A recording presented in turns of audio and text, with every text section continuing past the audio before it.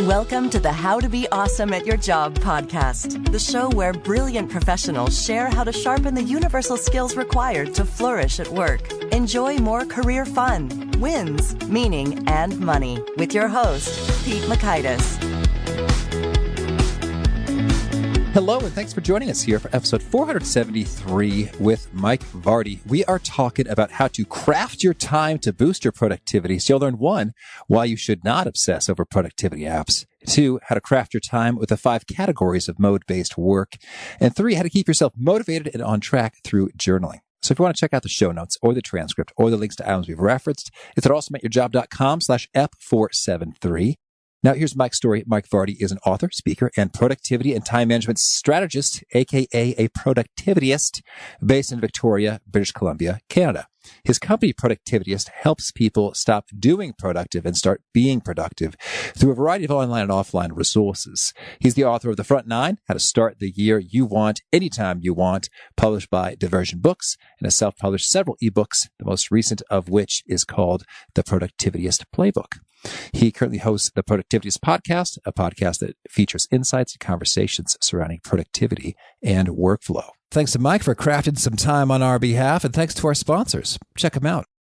And big thanks to our sponsor, Acorns. Acorns makes it easy to start automatically saving and investing for your future. You don't need a lot of money or expertise to invest with Acorns. In fact, you can get started with just your spare change. Acorns recommends an expert-built portfolio that fits you and your money goals, then automatically invests your money for you. NerdWallet.com, whom I love on these sorts of matters, gives Acorns a whopping 4.7 stars and says, quote, if you want to make the most of your spare change, there's no better place to do that than Acorns. Head to acorns.com/awesome or download the Acorns app to start saving and investing for your future today. And we got a legal disclaimer here. It may not be representative of all clients. Tier 1 compensation provided. Compensation provides an incentive to positively promote Acorns. View important disclosures at acorns.com/awesome. Investing involves risk, including the loss of principal. Please consider your objectives, risk tolerance, and Acorns' fees before investing. Acorns Advisors LLC, Acorns, is an SEC-registered investment advisor. Brokerage services are provided to clients of Acorns by Acorns Securities LLC, member FINRA/SIPC. For more information, visit acorns.com.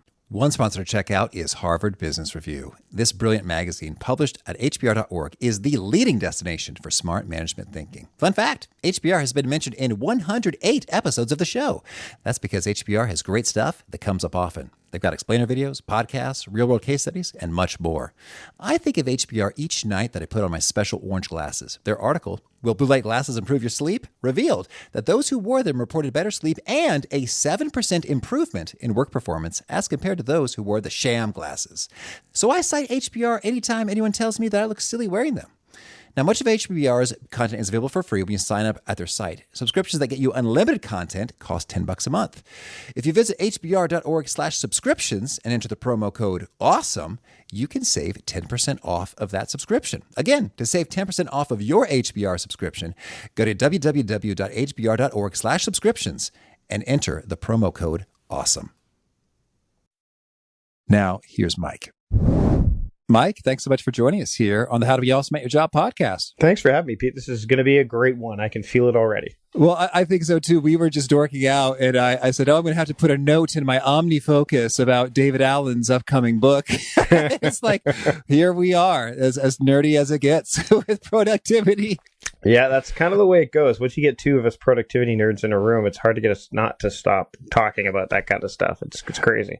Yes. Well, although I want to know, we got two nerds in a room. We're not going to be doing any professional wrestling because we're, I guess, the virtual room, and that wouldn't be very fun to watch. But I understand you have a passion for watching pro wrestling. What's the story here? Why does it grab you? It's like the one place I can kind of go and be like, okay, I'm going to watch the Royal Rumble right now, and I won't be thinking about time or productivity or anything. And my daughter's into it too. Like, my daughter will watch it with me. So it's another way for us to bond as well. Well, fun times. And it's cool that your productivity skills have enabled such freedom and flexibility to enjoy these sorts of adventures, as opposed to, oh no, I'm swamped, I couldn't possibly get away. We were talking earlier about you've got all your podcast episodes recorded through 3+ months in advance. So that's pretty cool. So let's just get right into it when it comes to productivity. Your living happens as a productivity strategist, which is a really cool title.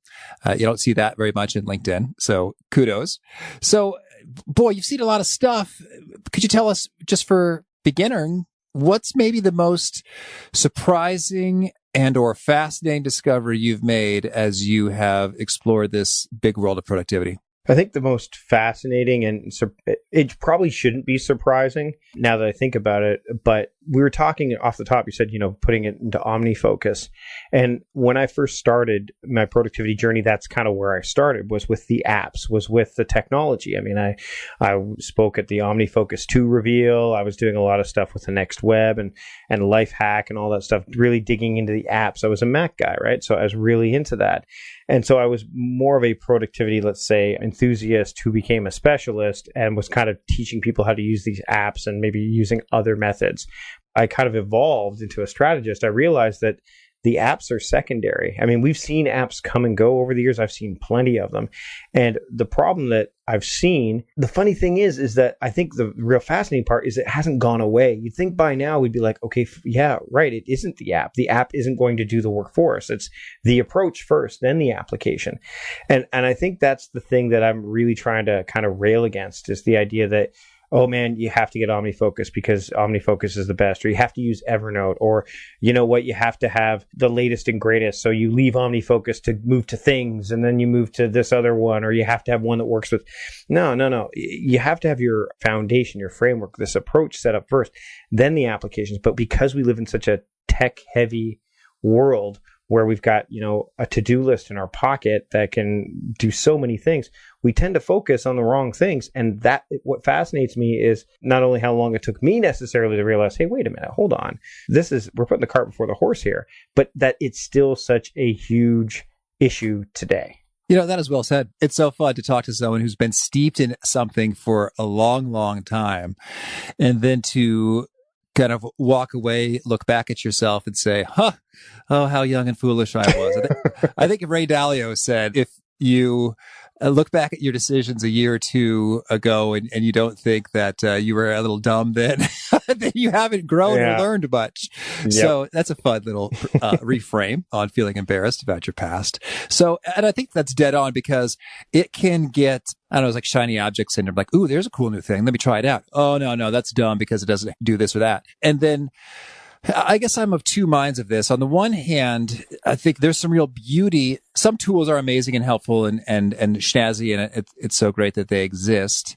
The sheer enjoyment associated with a fine pencil or pen or note card or beautifully designed piece of software, it can be extra enjoyable and maybe bring you to use it. But much like the person who gets the super fancy piece of exercise equipment for the home, no matter how fancy that thing is, you got to do the work if you want to enjoy the results.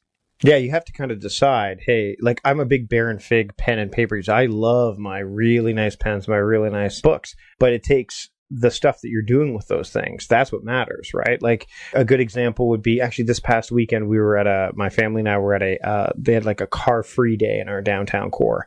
And we stopped to talk to one of my wife's friends, and out of the corner of my eye, I didn't even see it until my son mentioned it. And then my eye gravitated. He goes, hey, Dad, look, it's that big green egg that you want. And it was the big green egg barbecue. And I went over there and I'm like, oh, man, like this is something that I want. But I looked at the price. I'm like, this is not something that my wife will necessarily let me get right now. But that egg will probably make, if used correctly, and I think that's the key thing, right? Like it doesn't matter how great your tool is. If you're terrible at using it, then you've just got a really expensive tool that you're not very good at using. And then you feel like a tool. Yes, exactly. Zing. Boom. Sorry, continue. No. But I mean, the thing is that do I need to have that barbecue to barbecue food?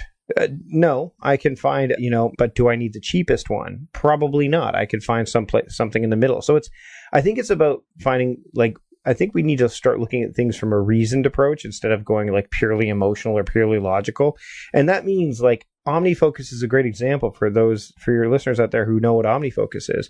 It's like it was one of the preeminent productivity apps that largely hung its hat on the getting things done methodology. When it first came out, it's now, become so much more than that. But if you stuck with that throughout, you've had a beautiful tool to use the whole way. But there's other software companies have come along, like Cultured Code made things, and Todoist and Asana and all these other ones. You got to look at what the outcome you're looking for is. And if your outcome is to use tools consistently, to fit, like switch tools, then that's fine. That was my job. I had to do that. But I think that a great craftsperson can get great results by using a tool that may not be the best tool. So you should be looking at that and getting better. And then when you can get to the point where, hey, you know what? I have the bandwidth to try a new tool or to look at a new app, or you're rarely forced into something like this. Then you can say, okay, you know what? I can do that. But I think the other key is to make sure that you've got a framework that, like, let's say OmniFocus was to stop development tomorrow and shut down. But the thing is, based on your use of it, because you've used it for so long, you're like, okay, I need something that has this functionality. That's one way to look at it. Right. But if you've never really used it, like, okay, I have a framework. And that's how I kind of looked at creating time crafting, was this idea of how can there be a framework that can work in Microsoft Excel, on paper, in OmniFocus and things, in Asana, in Trello, wherever. So that way you can go, okay, well, OmniFocus is gone. I guess now I'm just going to move. I can find another app, but the framework that I used is easily transferable. And that's the thing that I think people need to spend more time and attention on, as opposed to, the app will tell me what to do, because garbage in, garbage out, right? Well, so let's talk a bit about that then. So regardless of the tool, if we want to achieve, okay, I guess there's a two-parter here. First, let's establish the goal. What is it that we want to happen? If we aspire to be quote unquote productive, what does that mean? And how do we know if we're winning? Well, I think it's often an understanding of what you need to do and what you want to do. I think that those are two things that we need to really get. I know we hear a lot of like, I have to do this, and then the have to turns to get to. That can be a big leap for some people to say, hey, I have to go to work because I have to pay the bills, as opposed to I get to go to work and I get to pay my bills because of it, because that's a pretty big leap. So I like to go down, again, reasoned down the middle and say need to. I need to go to work because I need to do this task because this will offer another need. If you look at Maslow's, hierarchy of needs, you can kind of, I'm not going to go into that too deep, but that's kind of where that comes from. I think that the key here is to understand, okay, all these things that are in my head, number one, are they in a place where I can evaluate them properly? And this is nothing new. David Allen's talked about this, the idea of getting it out of your head so that you can assess it properly. And then instead of trying to measure your productivity by quantifiably, how many things did you do? Because a lot of the time we spend our energy and attention on things that we really don't need to do, let alone want to do. We just do that. And start to look at a balance between quantity of work and quality of work. Because we can't just focus on quality of work necessarily either all the time, because some things are going to come up. We got to bang some certain things out, and urgency shows up, and there's all these little things. So productivity is always going to be personal, even in an organization. So when you're working in a large organization, you have to look at things from an objective point of view, right? Like our objective is to finish this project. Our objective is to make sure all these things are covered. But then once you start to bring it down to the individual, it's how they deal with it is very subjective. One person may handle a task based on their energy levels. If they're great in the morning, then they will tackle those high energy tasks in the morning, and then maybe they'll do their lower energy tasks later in the day. If there's somebody that's in lots of meetings, they may have to look at like the gaps of time that they have between the meetings and categorize their tasks. Like, hey, these tasks will take me 5 minutes. These will take me 10, etc. And then other people might say, hey, you know what? I've got some block of time to do some really heavy qualitative work. I'm going to do some writing. Let me take a look at all the things that I've categorized as writing. So when it comes to being more productive and not just doing productive, but being productive, it's important to do that, like that front end work first and say, okay, do I need to be doing all of these things? Or am I just checking off boxes and saying, look, I checked off 43 boxes today. I must have been productive because look how many boxes I checked off, versus setting themselves up in a way that they can say, okay, I'm approaching my to-do list now. And if I just look at it at face value, I'm going to be less productive because I'm not really assessing it and breaking it down to smaller components. So let me think about it. You know what? I am tired right now. Okay, so now this list of 43 things, I now need to start off with dealing with the 12 things that I can do when I'm tired. So let me start there. So it's just about personalizing the experience, no matter whether you work for a big organization or just for yourself, and then prioritizing in a way that suits your workflow as best as possible. Well, so I dig these universal principles here then. So we're starting with a really clear picture of what you need to do in order to meet another core need. And then what do you want to do? I guess you think about that in terms of what is, rejuvenating and fun and meaningful to you. And you want to get the stuff out of your head so you're not just continually remembering it and forgetting it and stressing about what you may have forgotten, but you've got it somewhere else for an app or a note card or a list on paper. Any other kind of just fundamental principles like, hey, whatever your tools, you got to make sure this stuff is happening. I think that the biggest thing, no matter what tool you're using, I think I like to look at my work through the lens of the modality that I need to be in as opposed to the project I need to be working on. So you want to have two kind of lanes that you can travel down when you're looking at a to-do list or you're looking at a project management software piece, because they're designed in the name itself, project management. So you're almost kind of directed to look at the project in its entirety. And the problem there is that there could be bottlenecks from other people. There could be bottlenecks from yourself, such as energy levels. There could be all of these things. So what you want to do is have the ability to do that for sure. Sometimes you need to go like, okay, I'm put my nose to the grindstone and working on this very specific project. And yes, I'll be jumping all over the place while doing it, but the common thread is its project. But you need to look at another way to work. And that's like, hey, and I talk about like, I've got 5 categories of mode-based work. So I want to look at my tasks by resource. So where do I need to be to do them? I need to look at them. Energy is another one. I'll look at all my projects and see, okay, what are all the things I can do when I'm sick? Because I'm homesick today and I can't do all this stuff. So let me look at that. Let me look at all my tasks by the type of activity, because that promotes flow, right? If you want to do a bunch of research, it's almost better to do the research that you need to do all at once because you get into that mindset, right? And then the other thing is just to say, instead of jumping, I'll use the meeting example again. What often happens when people come out of a meeting and they only have, say, a half hour between that and their next meeting is they won't go to their to-do list. They'll go to email, because email will tell them what to do, but it's somebody else telling them what to do. Instead, they could look at their to-do list and go, okay, I know I have a half hour. Let me look at all the tasks that I've decided are going to take me 5 minutes or less, and try to crank out 6 of them or 6 or less, that kind of thing. So I think it's important, and I believe it's important, I know this from the work I've done with clients, is that you can't just look at your to-do list at face value. You need to you need to dig into it a bit more. You need to almost, in some instances, break your to-do list down, because in some cases, you've got a to-do list item that says work on report. Well, that's ambiguous, and that's really a project. You need to break that project down to its smallest particles and then segment it so that your to-do list, which may have grown from 43 visible things or invisible things partially to like 116 totally visible things, then you're going to need to look at it and go, okay, how do I look at this in a way that allows me to at least feel like I'm moving the needle forward? And that doesn't happen overnight. It takes time. But once you start doing that, then you can feel that you're being actually productive, because your mind and your direction is being kind of propelled forward based on simple questions like, how do I feel right now? How much time do I have? What type of activity do I want to do right now? Oh, I've been told I need to get on the phone right now. Well, what other things can I do when I'm on the phone?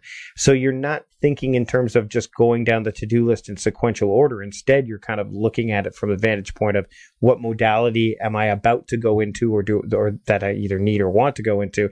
And then how can I group these things together so that instead of me having these little periods of downtime as I switch from task to task, I can actually just keep moving the needle forward. It's kind of like that movie, The Pursuit of Happiness, right? You've seen that movie with Will Smith, right? Oh, yeah. It's been a while. He's selling those things. Right. And he said, I need to maximize my time. One thing he doesn't do, which I think is he didn't do washroom breaks. So he didn't get up to drink water. I would not advocate for like dehydrating yourself while you're working.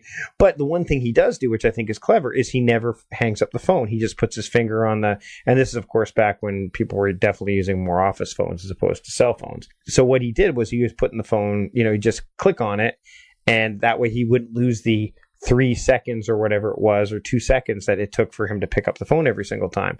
And then he went a step further and said, you know what, this is also a waste of my time. I'm not going to start at the bottom of the list. Instead, I'm going to go right to the top. So that allowed him to do that because he was thinking about his work instead of just going through the motions as they were given to him by his superiors, who seemed to know better because that's the way it was always done. You have to challenge those biases and that's when you can be truly productive. And that's when you can start to see outcomes that you never expected because you're challenging some of those biases that are either kind of thrust upon you or that live within you. Well, so let's talk about these 5 modes here. So Sure. we got to talk about the resources you have available. Maybe you need a phone, maybe you need internet, maybe you need a computer. Or a person. A resource could be a person too, right? Yeah. And then we got the energy. Hey, we're Mm-hmm. feeling sick. We feeling energized. We feeling creative. We feeling lethargic. We got the type of activity in terms of, hey, is this research? And then we got the time available. What's the 5th one? The 5th one is actually what I teach clients. I call it theme-based. The way I structure my time is I give every day, and again, not everyone does this when they start working with me. They give themselves a daily theme. So when I wake up first thing in the morning, I don't say, what am I going to do today? I ask myself, what day is it? And today, as we're recording this, it's a Thursday. So I'm like, oh, it's Thursday. Well, Thursday, the theme is learning. Okay, so what learning am I going to do today? So I've already kind of whittled down my to-do list a little bit by saying, hey, today is learning day. And then I can look at my much larger to-do list in a much more segmented way. So basically the acronym is TREAT: theme-based, resource-based, energy-based, activity-based, and time-based. So when you work by modality, you are treating yourself and your work much better. And the themes don't have to be daily either. There's some people who they can't do a daily theme, at least at work. They certainly can at home. But so what they'll do is they'll do what I call a horizontal theme, which is, it's 9 o'clock. And from 9 to 11, I focus on research, or I focus on communication, or I focus on administrative work. And horizontal themes are often used when I talk with clients for things that they can't just wait an entire week or they need to do daily. So they block out, say, an hour or two of that time to focus on that kind of stuff. And the great thing about themes is they're very personal. I have some clients that don't do daily themes, but they have from 8 a.m. to 12 a.m. they have 12 p.m. they have what's called serving mode. So they tag their tasks as serving, and it's the tasks that everybody else needs them to do. And then they go for lunch. They come back from lunch, and from 1 to 5, they go into self-serving mode, which is all the tasks that they need and want to do. And because they do that, what happens is any of the tasks that end up being self-serving are often serving others anyway. So they've got this flow, and then instead of looking at this massive responsibility list, they can say, okay, well, the mornings I'm going to take care of what other people really need and want from me. And then in the afternoon, I'm going to take care of what I know I need to be working on, which often is what other people might need as well. So it creates just less friction and more flow. And so when you work by modality, and theming is one of those great things that kind of adds to it, then you're really crafting your time in a way that works for you. Well, what I think is really reassuring about that is, one, you're sort of like, what do I work on now? I don't know. I got 90 things I could choose from. It's like, oh, okay. Well, by segmenting it, it just gets sort of simpler in terms of less decision making. And I think you can feel more comfortable. This is how I feel at times. It's sort of like, if there's not a designated place for some stuff that needs to happen, there's almost like a low level anxiety or panic in terms of, I don't know if I'm ever going to get to do the things that I want to do. Mm-hmm. I'm a suffering servant and a martyr, is at the whim and mercy of all of these requests from all these people, in terms of like, well, no, this is the time that I do my stuff, and I dig that. So that's a cool way to theme that I think can really be handy. And I also want to get your take when you said there's sort of a different sort of brain space or mode, like research. If you want to kind of cluster a number of research type activities together, because then your brain's in the research mode. I know that there's maybe an infinite number of kind of mental states we could catalog, but do you think of, should I call them submodalities?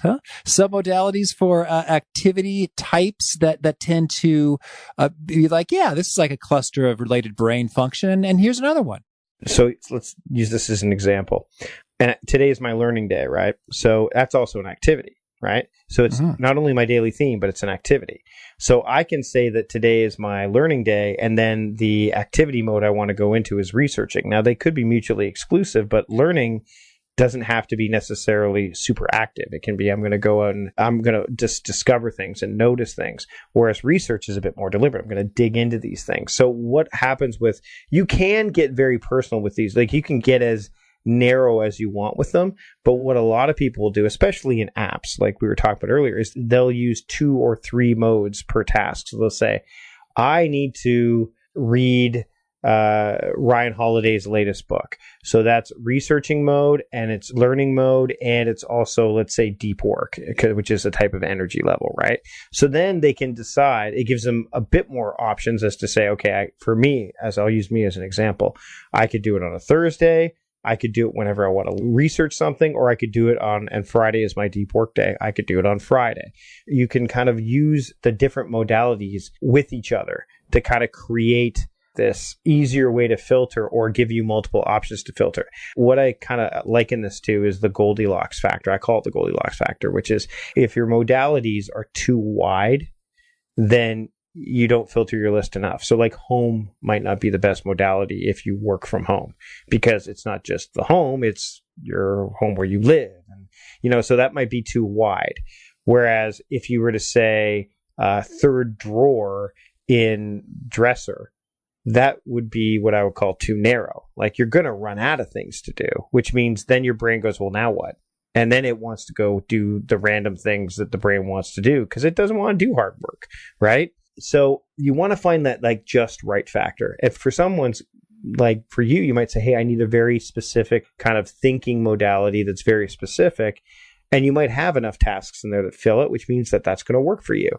But for me, deep work is just right. If I have it too wide, if I was just to say qualitative work, well, oh my goodness, that could be miles long. So it's about just figuring that out. And when I work with clients and when people follow my work and they I have a daily podcast as well called 3 Minutes of Time Crafting. I kind of try to distill that down a bit because again, this is something when you start to adopt time crafting, which is this methodology that I teach, it feels overwhelming at first and people go, oh, it's too rigid. It's too, it seems inflexible, but you don't have to adopt it all at once, unlike other ones that I've tried. And also I would caution against it because, one thing goes wrong, and you've probably encountered this too. If one thing goes wrong, you're like, well, this won't work. And you just throw the whole thing aside, right?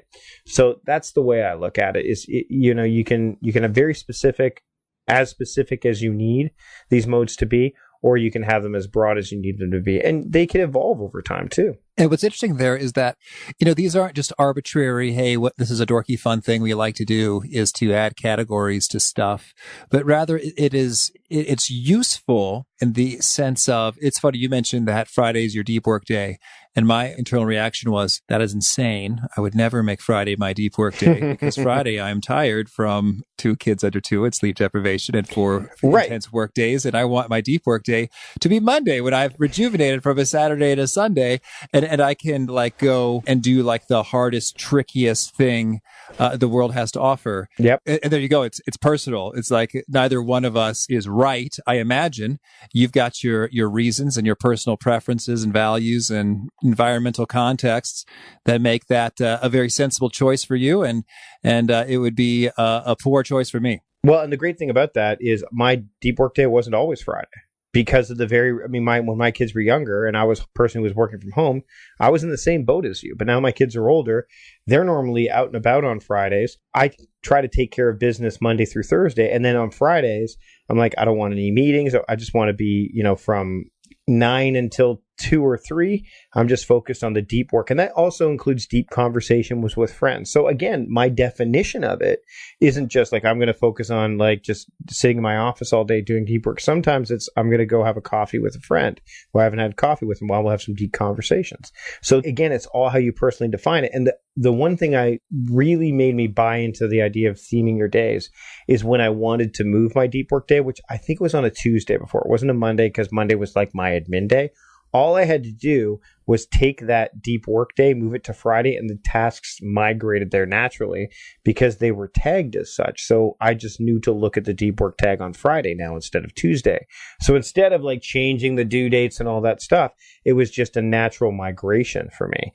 And again, I know clients that have creative days, and 2 of those days per week rather than just 1, right? So you can make it work for you the way you want. You could theme 1 day, you could theme 7, you could have all horizontal themes. You could say, you know what, Mike, I love these 5 categories of modes, but I'm really into time. Great, then just use time. So you don't have to use them all. You just have to figure out what works for you. And then when it comes to health and nutrition and fitness, If you keep doing the same exercise over and over and over again, your body will adapt to it and it won't be as tough to do it, if anything. And you also won't see the results. The results will start to change, right? Same thing that's why they shake up your exercise. That's why when you're on a food program, they start to do that as well. They're like, oh, in fact, I'm on one right now. And my nutritionist is like, guess what? We're changing some of your nutritional stuff. I said, why? And she said, because you've plateaued.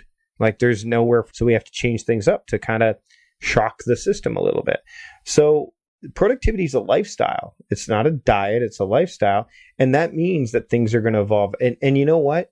When your kids are in school, you may say, Monday, I need to leverage that for this. And Friday is going to be my family day. My buddy Chris Ducker does that. He takes Fridays off. He calls it family day.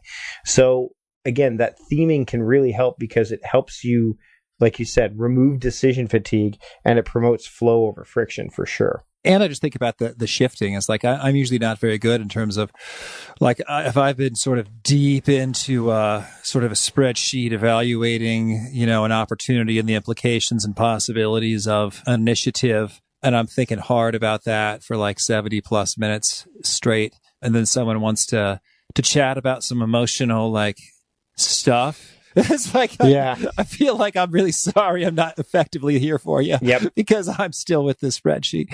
And, but if you have a little bit of separation, you got less dramatic shifting of your whole kind of brain state. Well, whiplashing it back and forth. Well, and that's the thing. If people were to if you were to say, hey, Mike, can you talk to me tomorrow, which is Friday, I would say, I'm sorry, no, I can't. Like immediately, like there's no friction in my own head. It's understood. And the brain has created this pathway that knows that Friday I don't do meetings. And there have been exceptions to the rule. Like that's the thing is that you have to be flexible enough to have exceptions to the rule, but you don't want those exceptions to become the rule because then the theme starts to fall apart. So if I have a client, like let's say I miss a meeting with a client the previous week, let's say I'm sick and they're like, well, we can't do any of the meeting except next Friday. I'm going to do the meeting. Right? Because it's not on them. It's on me. That said, if they cancel the meeting and they say, well, could we do next Friday? They're likely going to get a no because now I have to decide where that boundary lies. And that's what all of this is. It's all about creating boundaries that you're willing to live with and then sticking to them because if you don't stick to your own boundaries, you can't expect anybody else to. Right. And I know the professionals listening here would say, well, that's nice for Mike who has his own thing. I've got a boss and teammates to contend with. But I think that you may have less kind of leeway to establish whichever boundaries you care to establish, but you still have some. Sure. And I think that people can often appreciate it like, okay, cool. Yeah. You know what? I like that you're being so thoughtful about your day and your time and using it to maximize kind of what we're up to. So yeah, that I understand your rationale. That works for me. And thank you very much. Now, you might also get some folks who are not as understanding, but it's, I think it's worth a shot, especially when it's powerful and meaningful and impactful. And that's why when someone says that, and believe me, this is not the first time I've heard that, again, don't do all of it. You don't have to theme every day. You don't start at home. I've had people say to me, like, there's no way I could theme my days. And I said, well, when do you do your grocery shopping? Well, Saturday or the weekend. Okay, well, when do you do your housework? Well, normally on Saturday or the weekend.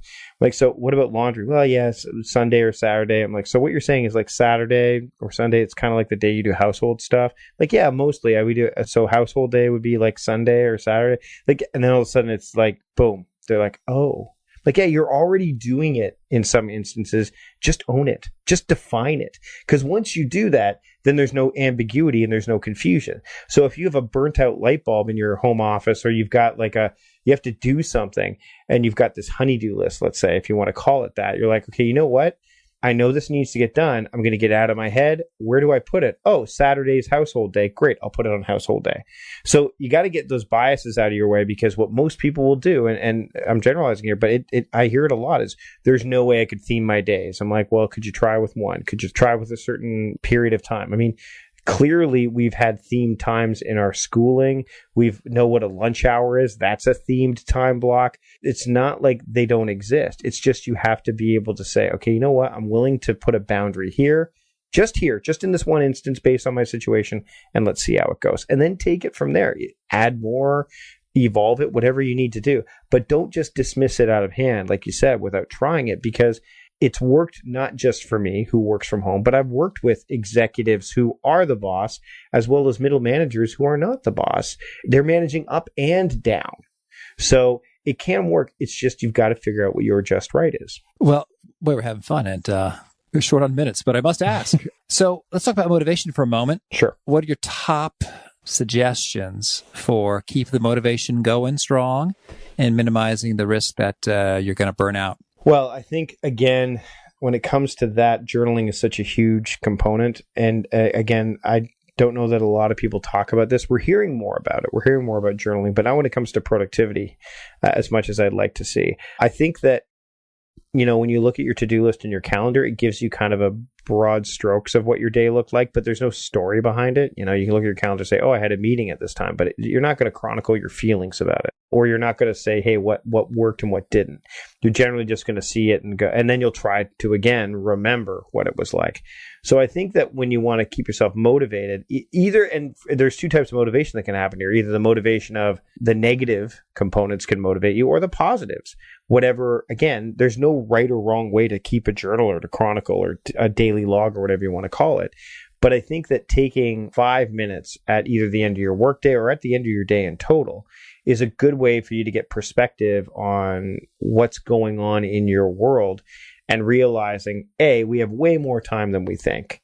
And B, every day is a scholar for the next day. As I can't remember, I think it was Cyrus that said that. A Roman scholar said that. But that's what it is. And if the more you journal, the less likely you're going to have to do that big, massive review like 2 weeks down the road or a week down the road, because you're kind of keeping yourself course corrected as you go. And again, like people have said, oh, well, how should I journal? I don't know. It's the same reason that I don't know what app to use. Use an app, use paper. If you need prompts, there's plenty of places to find prompts. Use your theme days as prompts. Hey, today's daily theme was learning. Okay, did I do learning today? Yes. Oh, great. What did I learn? No. Why not? There's always something, the story you can tell. You don't know what to write about? Look in your phone and see what photos you took, right? Scan through your email and see what email you responded to. There's always something. But it's that story that matters, because it's the story that's going to motivate you to either make a change or keep going. Gotcha. Thank you. Well, now, Mike, tell me a couple of your favorite things. How about a favorite book? Oh, boy. There's so many good ones. I mean, Getting Things Done is the book that kind of got me into productivity in the first place. So I'd be remiss if I didn't mention that. I like Stephen Pressfield's The War of Art. Mm-hmm. I love Pressfield's stuff. And I really liked Ryan Holiday's The Obstacle is the Way. Like the Stoicism introduction kind of was the reasoned approach to things. So his book, The Obstacle is the Way, and Ego is the Enemy was the follow-up. I'd say that those are kind of the ones that I return to quite regularly. And I know that you have evolved beyond it's all about the tools, but tell me, what are some of your top favorite tools that you personally have to be digging right now? So I'm really liking this app called Front, because it's kind of that bridge between email and task management that I've been looking for a long time. I can assign emails to my team members right within the app. I can comment on them. So I can kind of keep my communication silo external to my project management one, which is what we use Asana for, but I can integrate them if I want. So frontapp.com is it, and it's iOS and web-based. I'm really digging it right now, and I've only really scratched the surface of what it can do. But it's really kind of been the thing that's allowed us to keep emails that we don't necessarily need in our project management app, and yet keep moving the ball forward with certain things there. So I'd say that's probably the one that I'm digging into most right now. And is there a particular nugget you share that really seems to connect and resonate with your listeners and readers and clients? Stop worrying about due dates and make every day a due date. So theming helps with that. The idea that when you think about it, and I've got monthly themes, I talk about that as well, but people tend to focus on this is when this thing is due. So I will let that sit there and let it, kind of linger. And oh no, tomorrow it's due. And then they go and do it, as opposed to, taking a little bit of time every single day and just doing it. And so I dropped that in my TEDx talk, and it was kind of one of those things where people go, it was like a little bit of a aha moment for them. So I'd say that that's one. Think about your taxes, right? If you started working on your taxes at the beginning of January rather than the beginning of April, how much easier would your taxes be to do? Gotcha. And do you have a final challenge or a call to action for folks seeking to be awesome at their jobs? Yes. look at your tasks, your to-do list, and ask yourself, is this the smallest that this task can be? Is there a smaller level? Are there smaller particles to this thing? Because when you do that, then it makes it easier for you to kind of categorize them and move the needle forward a little bit on each one, as opposed to the work on report that you leave on your to-do list and then leave it unchecked because you didn't finish it. Whereas if you were to write 100 words for the report, or do research for the report, or spend 30 minutes on research for the report, that's something you could check off. That's the kind of thing that you can do to keep yourself moving forward, because you need that encouragement. You need to see that you're moving the needle forward daily, because when you see that, then it makes the work rewarding and it makes you feel like you're actually being productive instead of just checking off boxes with the hope that what you're doing is actually getting recognized and happening on a daily basis. Awesome. Mike, this has been a real treat. I wish you lots of luck and fun, and keep on doing the good work. Thanks so much for having me, Pete. I really do appreciate it, and I hope there was a lot of value in what I had to share today.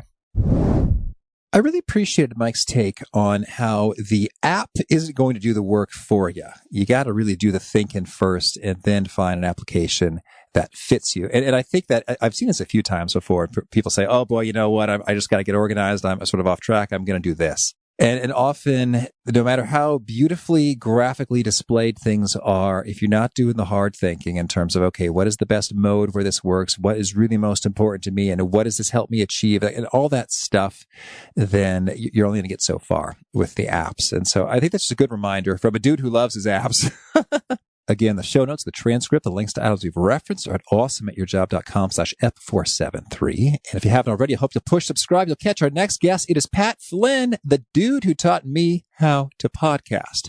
We were talking about how to form superfans, make great impressions with people so that they love you, want to help you out, and sing your praises everywhere.